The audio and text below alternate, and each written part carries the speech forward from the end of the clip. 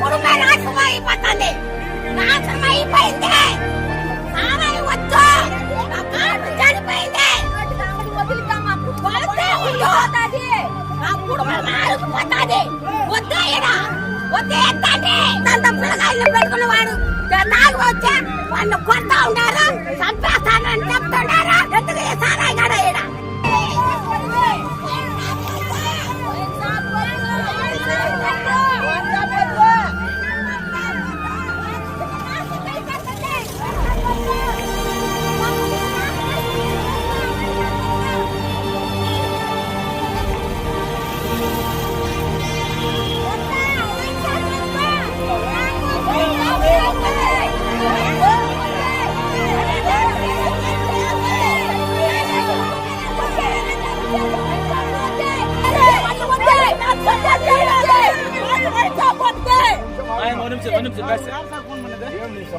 ఎన్ని ఎన్ని ఎన్ని ఎన్ని ఎన్ని ఎన్ని దారుణాలు సార్.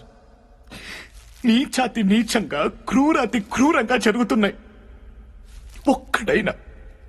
ఒక్కడైనా సార్ పట్టించుకున్నాడా? ప్రశ్నించాడా? నిలదీశాడా? పోనీ ఆపే ప్రయత్నమైనా చేశాడా?